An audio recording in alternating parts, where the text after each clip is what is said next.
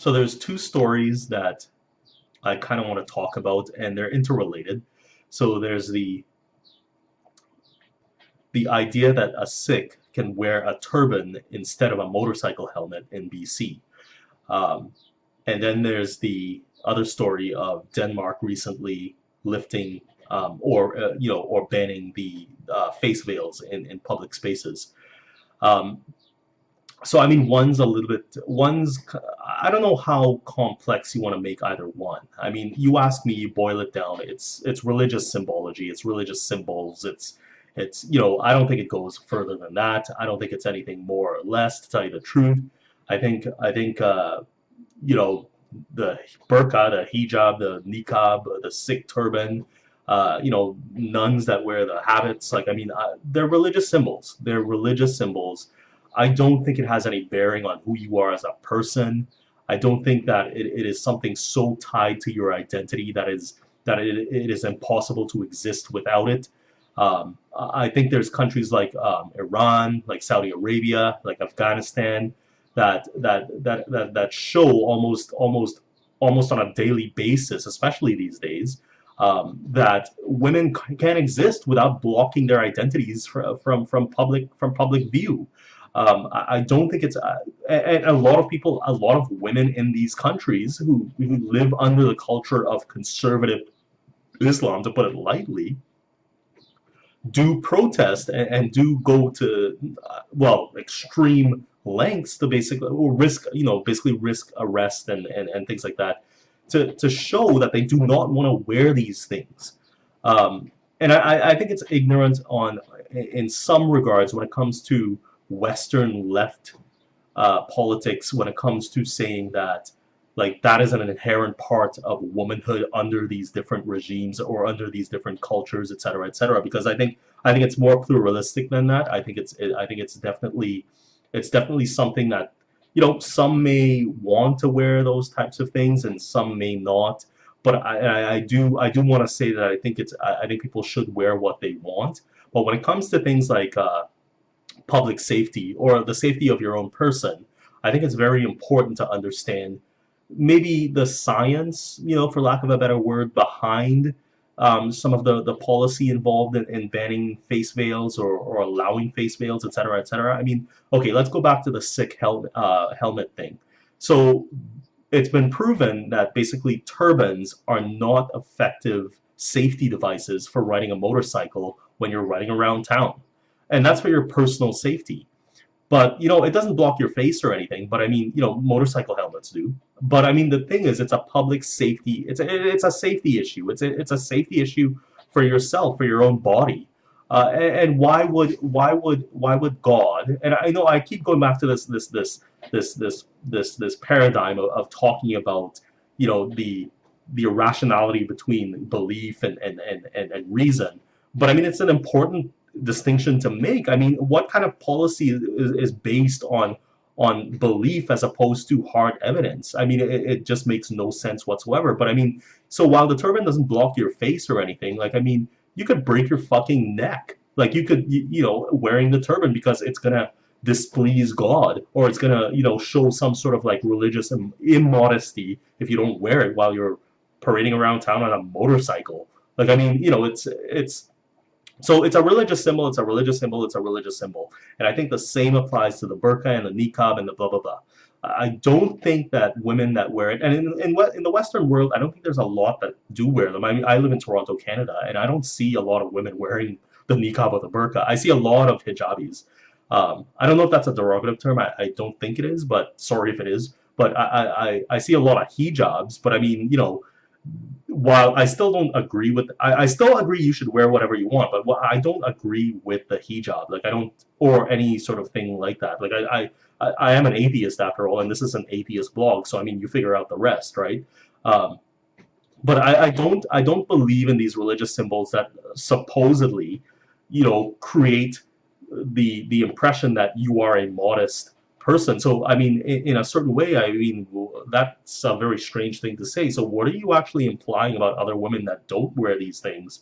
What are you implying about, like, women from the Western world, European women? What are you implying about other Muslim women? What are you implying about, who don't choose to wear these symbols, etc., etc. I mean, what exactly are you saying? And what are you implying about yourself, that you're a little bit better, a little bit better?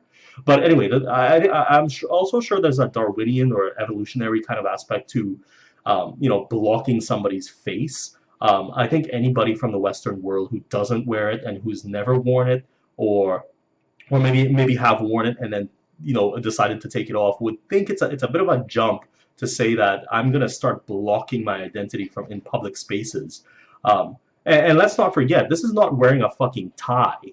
Like, this is not wearing a tie to go to work. We're talking about blocking your identity from public view in public spaces, and things like that. Like, I mean, I still say wear what you want, but what I'm saying is, while and to go back to the evolutionary thing, like, I mean, there's a certain amount of danger inherent in basically blocking identities in public settings. I mean, there is precedent for it. I mean, ISIS in 2016 actually blocked or banned the burqa in security centers in Mosul because it was a security threat. And there's other examples in Pakistan, according to Majid Nawaz, etc., which I do believe. I mean, I don't think he's lying. But and then there's the Iraqi forces in Iraq as well in 2017 banned the burqa during Ramadan because it was a security threat. Um, Now those are war-torn countries, etc., etc. But I mean, the same thing applies in Western countries, and maybe a little bit more these days. I'm not saying, like, we all live under we're constantly blocking our heads because there's going to be some bomb going off. But what I'm saying is, if everybody else is required to remove, things that block their identities when in certain situations in public, why is it so difficult for anybody else to do? I don't believe this whole thing about it's just clothes. I think there's a real deep religious message being sent when you wear the burqa, veil, whatever, the turban for that matter. But, like, I mean, um, yeah, I don't believe it's just clothes. And I think if you asked anybody who wore the veil, the turban, or the burqa, or the whatever, I know I'm pulling the turban in here for some reason, but I mean, anybody that wore those types of things, I don't think you would get the answer that it's just clothes. Like, I mean, I think a lot of leftists, in the Western world, love to say, for some odd reason, it seems like one of those, like, things that don't really match up on some level. They love to call it just clothes, and I've heard that from a number of people, not just one person. But it it's not just clothes, because if you ask these people, they themselves will tell you it's not just clothes. It's some sort of religious symbol. So, when it comes to, if you ask any normal, well, I don't want to say normal, but I mean, if you ask any person who doesn't wear, well, it is normal considering Western society. I mean, even people who support wearing the burqa and the veil, etc., in a very direct way, would admit that it's not an unusual thing. Like, it's not a usual thing. Like, they believe that one of the reasons we shouldn't be having these discussions is because it's not usual. It's a very odd thing. Like, I mean, that's what a lot of these types believe, right? Like, it's so insignificant, and it's such a small part of the population that it's so unusual that it's not an issue. Um, when it comes to the burqa and the veil, and things like that. But I mean, there is precedent on other fronts. I mean, there's basically wearing motorcycle helmets, and, like, wearing other things that block your identity, that people take off when they're when in the appropriate setting, right? My phone's going off, but I'm not going to answer it. But I do think that you should be able to wear what you want, but I think there's a pretense, although not in certain settings. If there is a situation in which you need to be identified, and I think it goes so far as, even boarding a public, like a bus or something like that. I don't think Quebec is totally unfair in terms of the rules that they've come up with, and maybe a lot of people are criticizing them for kind of kind of like doing this kind of like backtracking thing. But I don't care. I mean, I think, to begin with, I think the burqa and the veil, and I think it's silly. I don't think anybody I know would disagree with me. I think it's a silly thing to do. I remember a few years ago, I used to walk around pretty much all, I mean, I took them off sometimes, and, but I used to walk around even at nighttime with big sunglasses on. I got a lot of guff for it. Like, I got told I was being silly, etc., etc. Anyway, point being is like, it was kind of silly, etc., etc. But like, I mean, yeah, the burqa, the veil, it's not a tie. Like, it's not like a tie. Like, it's something that blocks your face, like, pretty much. And by the religious edicts or rules, you got to wear it all the time. You got to block your face. You got to block it from men. You got to. And let's not even get into the real reason women wear the burqa and the veil and stuff, right? Because we're talking about gender and sexuality here.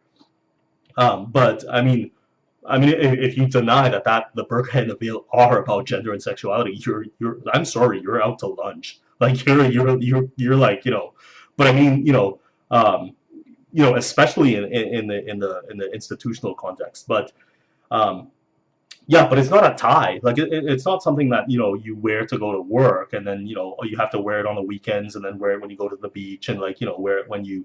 Anyway, point being is like there is a difference. There is a difference. Anyway, there's a lot that could be said about it, and I wish my video was a little bit more fact oriented and a little bit more detailed. Sometimes I think I say things that are fact. It's just that I don't use numbers to back them up, so they come off as sort of opinion. But there's a lot to be said about it. But the point is, what I'm trying to say is that I don't think we should think that these things are just clothes. I know I'm focusing on the just clothes thing, but they're not just clothes.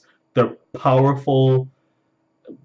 I don't want to say powerful, but they're direct and powerful religious statements. And if you look into where these religious ideas come from, they come from a lot of sexism, a lot of like gender inequality, a lot of like antiquated notions about sex and sexuality. That's where they come from. Not even going into the whole thing about, well, how do we know if these women are coerced or not coerced into wearing it? Who knows? At what, like, I mean, how would you even know that? But anyway, point being, that's my video. I think I've said enough. Bye.